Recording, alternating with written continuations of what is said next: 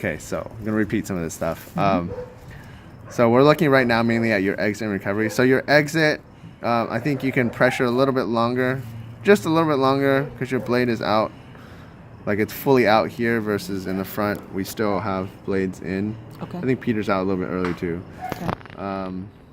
So hold the stroke a little Yeah. longer. So the other thing I want you to focus on, both Xavier and Robert are coming down a little bit lower where I want them to. Xavier actually goes a little bit too low, but your top hand here, watch carefully as we go into the exit. See how you're bringing it up way higher and you're aiming above or at Xavier's shoulder versus at the armpit. It's a couple inches difference, or more than a couple inches difference, but You can really see it in. yeah. So the other thing is, if you look at your top arm elbow as you start exiting, your elbow kind of goes up even more so than your hand level. So when you do that, that inner shoulder is holding a little bit more tension.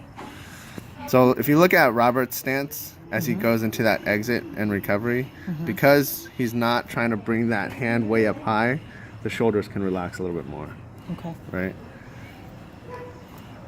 So it's also partially caused by, if you look at your lower hand, right, as you exit.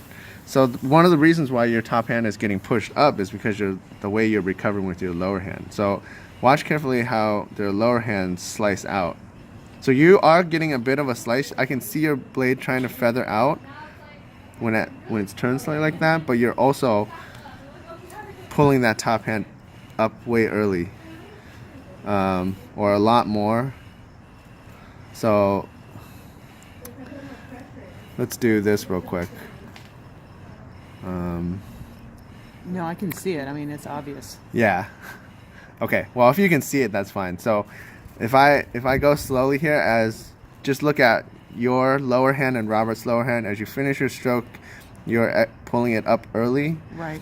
But even if you compare as he's pulling up now here, so the path that he takes, I'm still gonna draw it just so we can look at it more carefully and compare the height.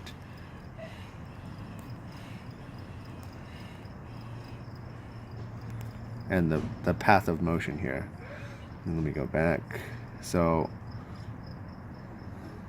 even if, let's say, you pulled a little bit further back, It's and not going to solve the other problem. yeah, so right now, see, you come up this way. Sorry, I should have probably used a different color. It's okay. But if I'm drawing these arcs, right, it gives you a much better picture of the difference, right? So I'm going to use another color here.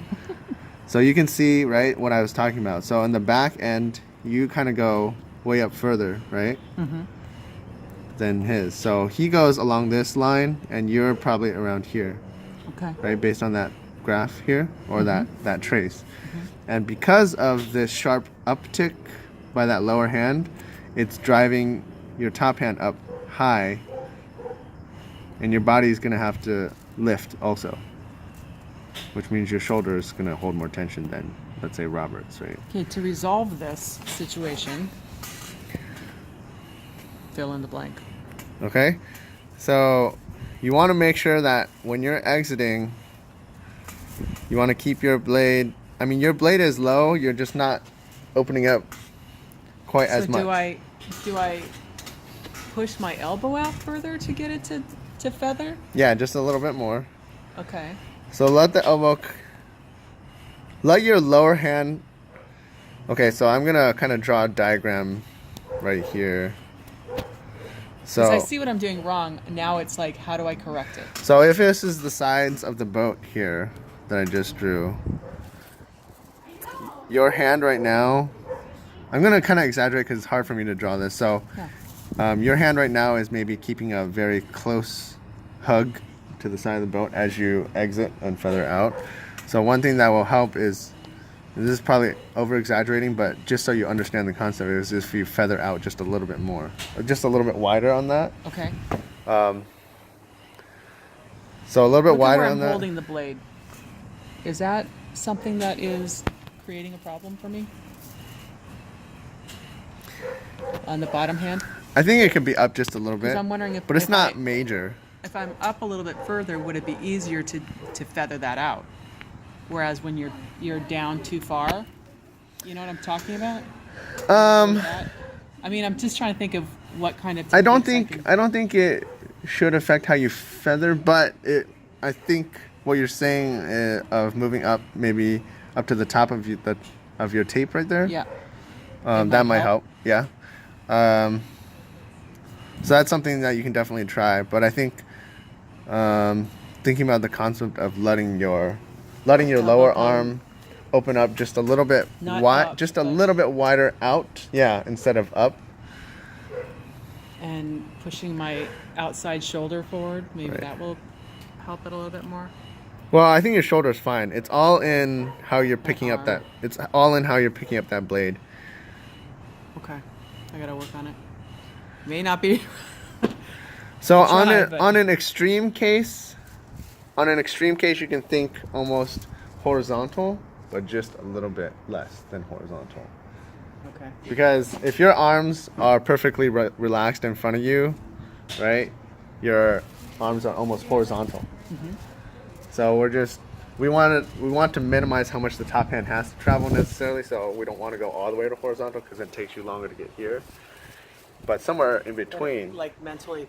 More that direction. right. If your top hand exits, Overcompensating. yeah. If your top hand exits too high, then you hold too much tension. If it's too low, then you increase that distance of travel, and it makes things harder to go at a faster pace. Okay.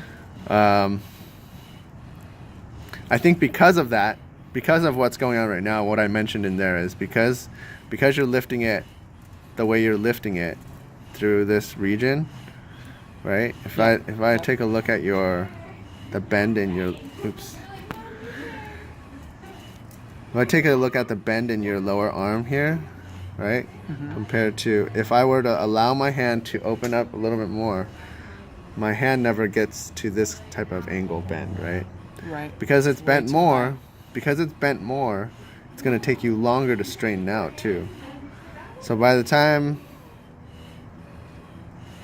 Which is why I'm not getting a full extension. yeah, it's very slight, but because you do get like right here, you're almost the same angle as Robert, but it's definitely a little bit. So you're maybe at 90 degrees here, or a little bit wider than 90 degrees, but his is just a little bit more extended, right? Okay.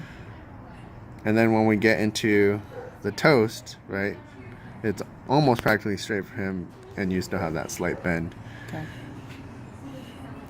And then as you catch in, then you kind of straighten out. But then when you get fully buried, right, so this is another thing I talked about. When you get fully buried, your blade is almost at vertical versus if I take a look at Robert's full bury position, it's very slightly positive here. Okay. I think definitely do what you mentioned of moving your hand up a couple inches just to the top of Even your if it's a placebo. yeah. All right, I'll try it. But this is really, yeah, I saw it and went, oh my Okay. God. So let me advance this now into the long strokes. So it's going to take a little bit to get us to the right spot. Okay. So these are the long strokes now. So even here as you're catching in, you can see your lower arm straightens as you catch versus straight before the catch like Robert behind you. Yep. And as you catch in, then you have a better positive blade so that by the time you get fully buried, I want you like Robert's angle. Fully Okay. buried with a slight positive angle versus fully buried vertical like you are. Okay. Okay. So longer stroke, you definitely pull back further, but you can see the difference, right? As you are finishing into the back end of your stroke, keep it lower. So see, look at The hand. that position. lower hand for both of them versus yours is already a little bit higher. Okay. So I think your top hand, if you watch your top hand, as you finish your stroke, right now your top hand is not coming up. It's your lower hand coming up, right? Yeah. So you want to finish keeping it a low, keeping it right along that water line. Okay. So I think that's a lot of what's actually driving your top hand up higher. Because right now, if we look, once you get into the long, so I don't know if I was clear in my notes, but once you get into the long, I'm seeing your top arm being a little bit more in line with where Roberts is here. But the lower arm is still bending a bit Right. much. Right.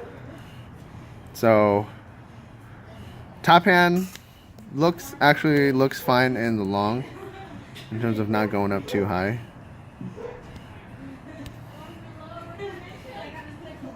It's just that lower arm bend that makes it appear like you're a little bit slow at times. Sorry, So yeah, there were definitely timing issues in this region. So I was looking at like, I don't think it's a huge effect because your top arm is moving the same as Robert's. Mm-hmm. So people behind you won't get as affected by what's going on here. It's mainly Robert who will possibly get affected because he can see your lower arm. Yeah. Okay. Okay. And also, obviously, getting that full extension is important Right. to make it better. Right. Okay. Yeah. These are great first start tips. Cool. If I